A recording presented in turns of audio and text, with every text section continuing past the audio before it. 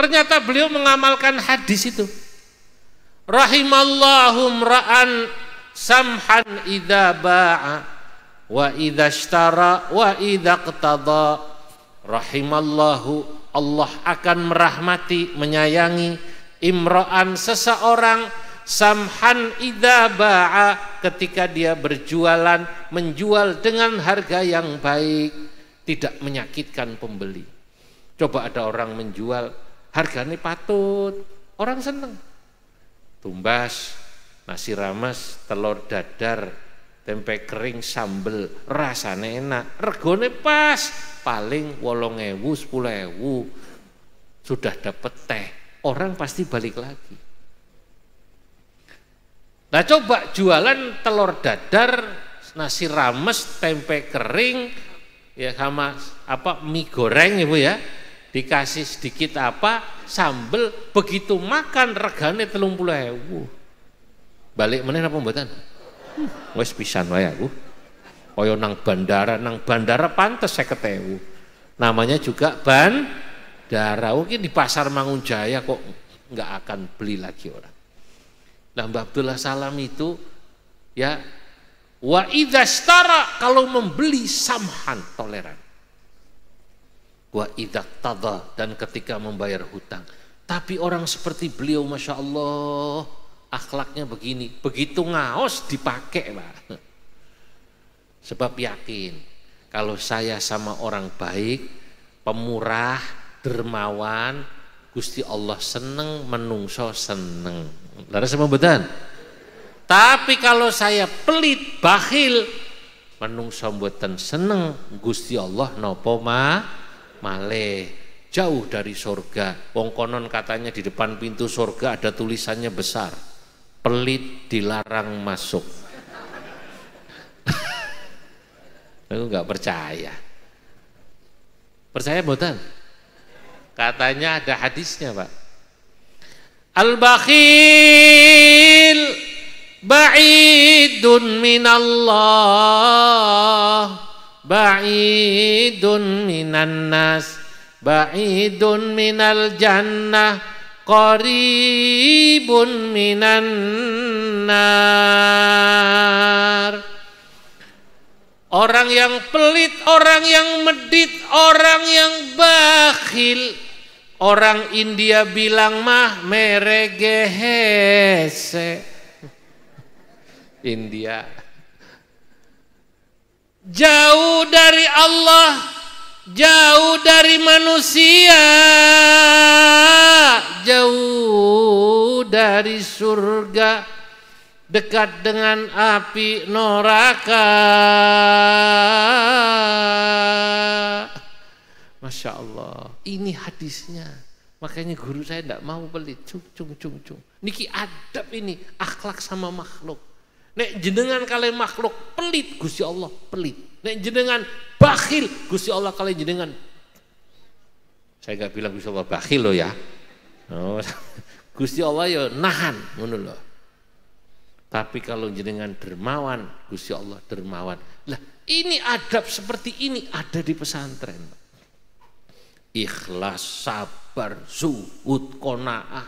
Nah, kita dapat dari mana? Dari kiai-kiai kita. Itulah makna i'dadul muta'addibin. Nah, makanya kula niku pas ten Maroko. Jenengan pirsa Maroko? Tahu Maroko? Maroko itu dari Banjar ngalor ngulon terus. Sampai Jakarta, setelah naik kereta 7 jam dari Banjar, ya pesawatnya 16 jam. Kalau kepanggih namine Syekh Yusuf Dr. Yassaf. Niku sekretaris Majelis Ulama Maroko. Piyambake matur ngaten. Masya Allah, inni ra'aitu sya'bal Andunisi yakni salihin muta'addibin. Saya itu kagum katanya sama orang Indonesia itu soleh-soleh, akhlaknya bagus-bagus. Saya tanya balik pada beliau, qala wa kaifa, dari mana Anda simpulkan? Wa dzalika kullama narahum wa naltaqi bihim hinama nahujju wa na'tamir fi Makkah wal Madinah. Paham jenengan? Guys, pokoknya Mekah Madinah ngono ya ujungnya. Loh, saya bisa menyimpulkan orang Indonesia soleh-soleh, akhlaknya bagus itu ya setiap kali haji sama umroh di Mekah Madinah. Di Mekah subuh itu jam 5, jam 2 orang Indonesia sudah di dalam masjid. Soleh-soleh tenan orang Indonesia. Makanya beliau-beliau nanya, kalau mereka sholat subuhnya di Mekah jam 2 sudah masuk masjid, di Madinah jam 2 sudah masuk masjid, bagaimana itu mereka sholat subuhnya di Mangunjaya? Belum tahu dia. Kalau orang Indonesia rata-rata hajinya haji tomat, lungane tobat balike umat.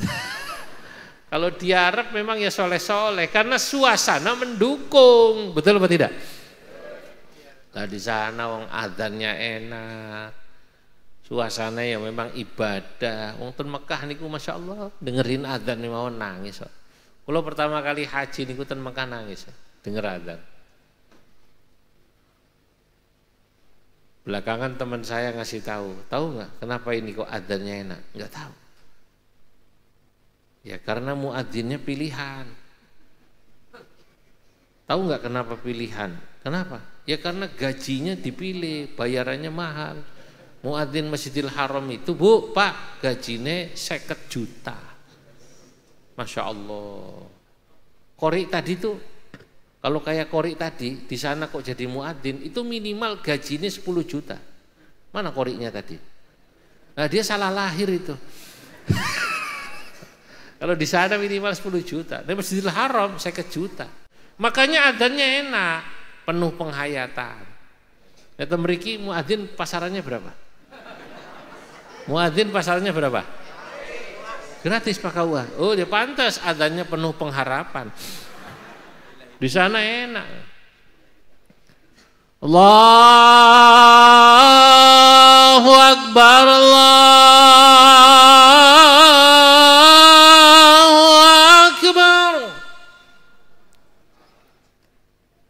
Allahu Akbar, Allahu Akbar. Nah, ini di sana 50 juta Pak pasaran.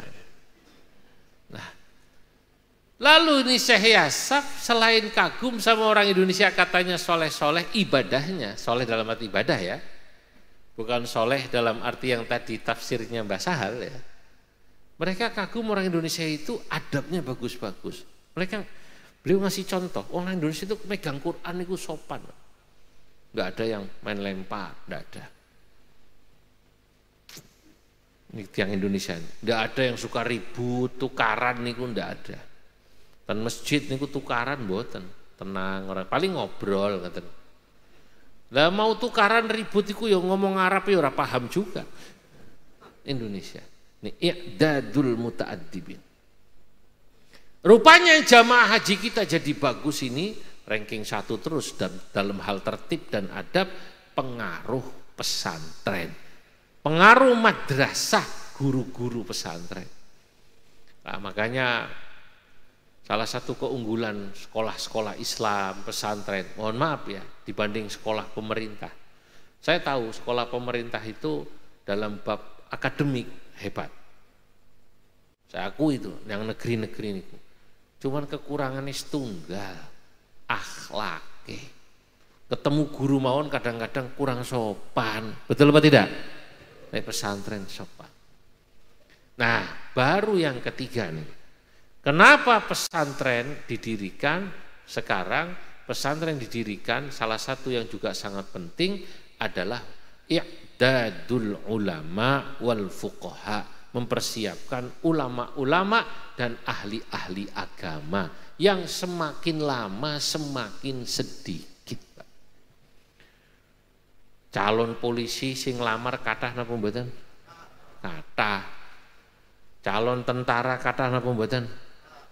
Kadang-kadang kalau nggak punya orang dalam aja susah Pak ya. Ada yang berani bayar katanya, dengar-dengar begitu, betul apa tidak itu? Ada yang habis sekian ratus, ada yang habis sekian, ketipu barang nih. Artinya profesi-profesi itu termasuk yang antri jadi anggota DPR, kata apa betul? Kata. Sekarang yang siap menjadi ulama, yang ahli fikih, yang akhlaknya sae, yang bisa jadi mursyid panutan, kathah nopo gede. Banyak apa sedikit? Lah itu sekarang. Allah semakin prihatin, Masya Allah. Apalagi ulama-ulama yang masmu'ul kalam, yang ketika berbicara sekali ngomong didengar, Pak. Lah orang kalau ngomong didengar itu karena perilakunya beliau baik, nggak ada yang protes. Seperti yang digambarkan Imam Ghazali dalam kitab Ihya, ulama itu mestinya dia adalah garamnya negeri. Ketika berbicara, dia bisa menggarami negerinya. Garam niku nek tiang masak tujuannya ben sedep nggih. Ulama itu nek ngomong niku sedep mesti nih. Ngomong ten DPR yang manut, ngomong ten petani ini manut, ngomong ten rakyat yang manut. Itu kalau ulamanya bisa jadi garam. Ibarat menggarami makanan.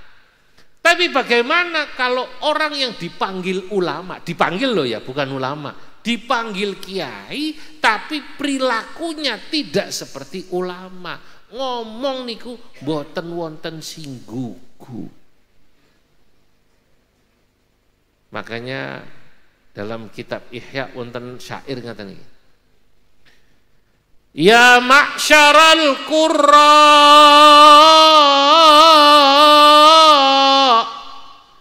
ya milhal balad ma yuslihul milhu idzal milhu fasad. Ya ma'syaral qurra, wahai para ulama, ya milhal balad, wahai garamnya negeri, ma yuslihul milhu, bagaimana garam bisa menggarami negerinya, bagaimana garam bisa menggarami masakannya, idzal milhu fasad, kalau garamnya sudah rusak rasane pahit. Masya Allah. Riyen niku ulama-ulama dulu, Pak, kalau bab dunia memang tidak banyak seperti sekarang. Coba jenengan lihat ulama-ulama kita, Mbah Turmudi, Mbah Mursyid, yang hidup tahun 70-an, yang hidup tahun 50-an, ekonominya enggak seperti sekarang. Kulo nggih kadang-kadang izin, ya Allah, dulu bapak saya, Pak, Rois Syuriah PCNU, niku pas sedo, jangankan mobil, motor enggak punya, bapak saya. Orang zaman dulu nih sederhana nih. Ya Allah, ya mungkin zaman sekarang faktor yang lain-lain, kok kulo dianugerahin delala rezekine nggih cukup, punya mobil bisa gitu loh. Tapi saya tidak merasa hebat sebab saya tahu orang tua saya dulu, guru-guru saya dulu nek ngomong nih loh, sekali ngomong masyarakat manut. Karena memang bisa digugu, bisa ditiru guru. Nah, bapak-bapak itu, Pak, sekali ngomong takut.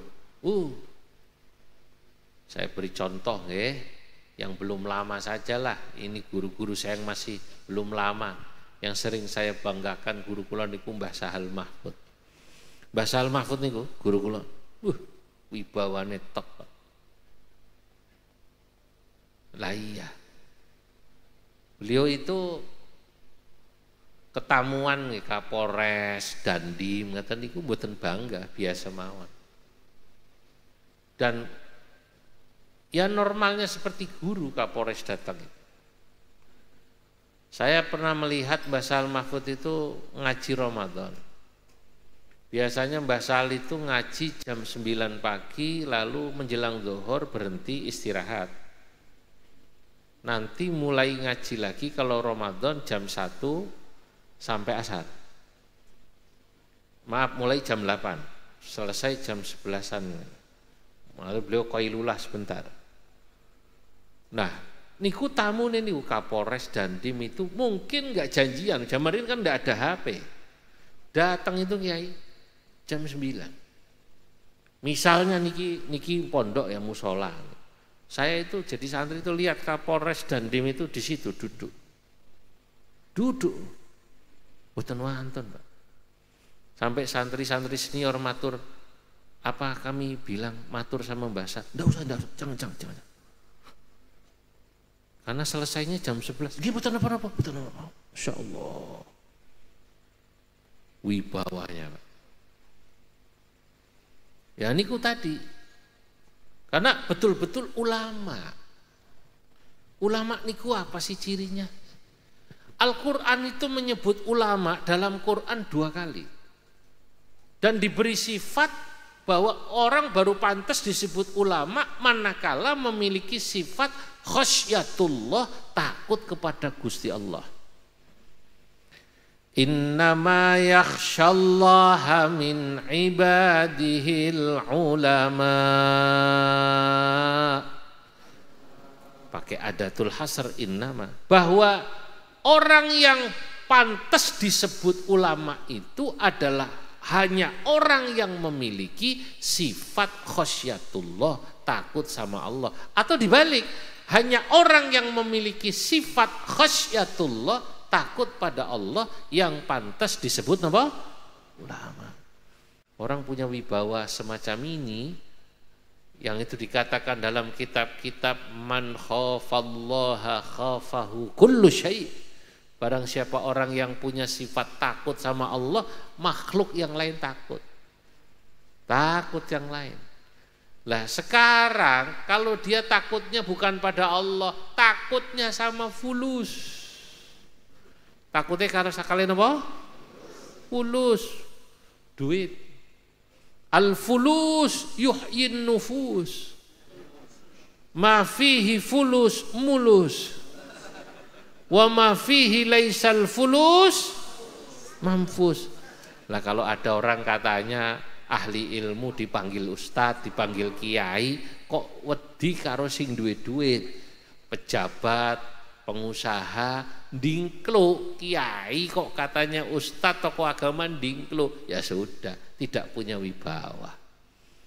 Betul apa tidak? Nah itu. Tapi inilah zaman kita. Memang ulama semakin sedikit dan orang itu biasanya dihormati karena duit dan jabatannya. Betul apa tidak? Nah iya. Makanya ada seorang penyair Arab bilang begini. Innad darahima fil mawatini kulliha taksur rijala mahabatan wa jamala. Fahiyal lisanu liman arada fasahatan wahiyas silahu liman arada qitala. Innal ghaniya idza takallama mukhti'an qalu sadaqta wa ma nataqta muhala. Innal faqira idza takallama sadiqan qalu kadzabta wa abtalu ma qala. Innad darahima, sesungguhnya dirham, uang, fulus, duit bu, duit, fil mawatini kulliha, dalam segala hal, dalam segala tempat, taksur rijala mahabatan wa jamala, membuat orang menjadi lebih gagah. Wong nek sugih duitnya akeh, Pak, gagah. Betul apa tidak? Wong lanang ireng ya orang ganteng. Ya. Perempuan mau apa enggak dinikah? Perempuan mau apa enggak nikah sama laki-laki sing ora putihku bahasa halus ireng. Orang ganteng bahasa halusnya elek. Perempuan wong wadon dinikah kali tiang jaler sing duwite akeh sing modele ngaten niku biasane purun apa mboten? Purun mboten, Bu? Waktu ditanya, "Lho yu kok sampean gelem yu, Mbak?" Wong ya ora putih, ora apa-apa. Nek duwite akeh kuwi susi glowing. Enggak apa-apa kalau duitnya banyak lama-lama apa? Glowing lah. Fahiyal lisanu liman arada fasahatan. Uang membuat orang lisannya fasih. Ngomong apa wong ngandel kabeh. Ada orang nyalon bupati, nyalon legislatif. Yang satu bicara visi misi setengah jam, ora ono sembakone, ora ono amplope. Visi misine hebat. Sing siji lawane ndak bicara lama-lama, cuma datang bapak-bapak, ibu-ibu minta maaf, saya harus geser lagi ke sana. Tapi saya cuma minta dukungan. Insya Allah saya akan jadi orang baik kalau memimpin. Saya cuma meninggalkan sedikit sembako dan uang 200.000. Saya mau tanya, yang dipilih yang bicara visi misi sampai setengah jam tapi tidak ada sembako dan duitnya, apa sih ngei sembako duit 200.000? Potonganmu Kang. Itulah duit. Innal ghaniya idza takallama mukhti'an. Orang kalau kaya, walaupun dia ngomong salah, pendengarnya akan berkata, qalu sodaqta, leres Pak, leres, padahal salah. Wa ma nataqta muhala. Inilah hidup. Ini zaman di mana kita hidup sekarang modelnya gini, Pak.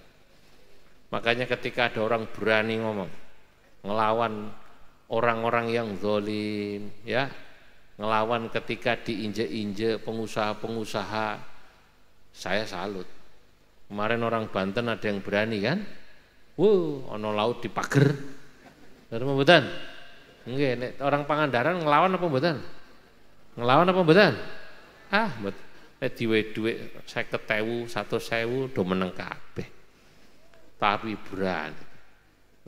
Itu sekarang yang seperti itu jarang. Sama kayak jarangnya cari ulama yang betul-betul memiliki sifat khasyatullah, yang wibawa.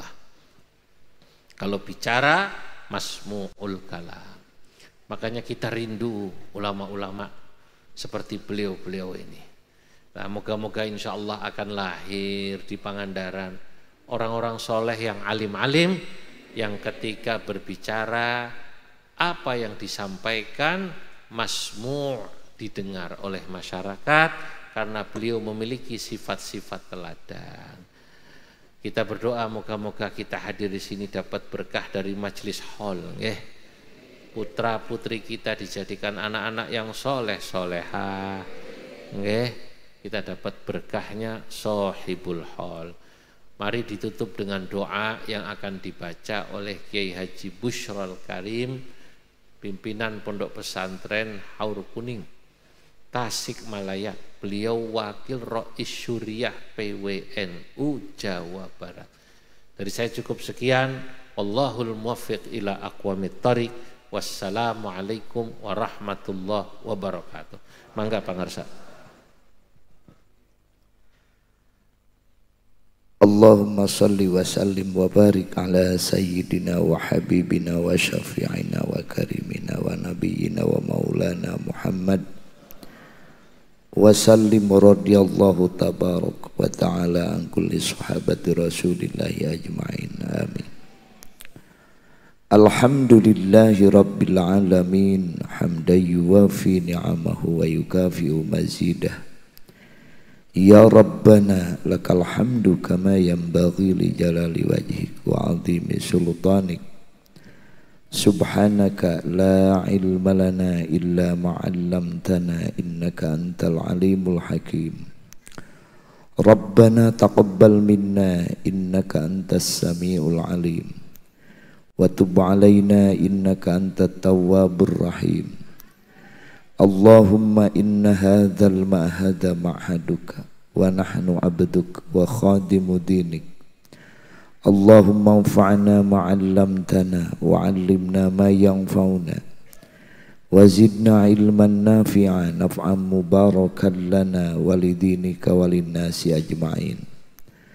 اللهم إنك تعلم سرنا وعلانيتنا فاقبل معذرتنا وتعلم حوائجنا فأتنا سؤلنا وتعلم ما في أنفسنا فاغفر لنا ذنوبنا وكفر عنا سيئاتنا واهدنا صراطك المستقيم وانصرنا نصرا عزيزا. اللهم أيقظ قلوب العلماء والمسلمين من نوم غفلتهم العميق واهدهم إلى سبيل الرشاد. اللهم يا حي يا قيوم أحينا حياة طيبة، أحيي جمعيتنا جمعية نهضة العلماء حياة طيبة إلى يوم القيامة ببركة فلنحيينه حياة طيبة. فاجعل أفئدة من الناس تهوي إليهم وارزقهم من الثمرات لعلهم يشكرون وارزقهم قوة غالبة على كل باطل وظالم وفاحش وسوء لعلهم يتقون. اللهم آمنا في بلادنا وأصلح ولاة أمورنا واجعل اللهم ولايتنا في من خافك واتقاك. ربنا أتمم لنا نورنا واغفر لنا إنك على كل شيء قدير. ربنا آتنا في الدنيا حسنة وفي الآخرة حسنة وقنا عذاب النار. هذا دعاؤنا كما أمرتنا فاستجب لنا كما وعدتنا إنك لا تخلف الميعاد. وصلى الله على خير خلقه سيدنا محمد وعلى آله وصحبه وبارك وسلم. سبحان ربك رب العزة عما يصفون وسلام على المرسلين والحمد لله رب العالمين. الفاتحة. أعوذ بالله من الشيطان الرجيم. بسم الله الرحمن الرحيم. الحمد لله رب العالمين. إياك نعبد وإياك نستعين اهدنا الصراط المستقيم صراط الذين أنعمت عليهم غير المغضوب عليهم ولا الضالين. والله الموفق إلى أقوم الطريق. السلام عليكم ورحمة الله وبركاته.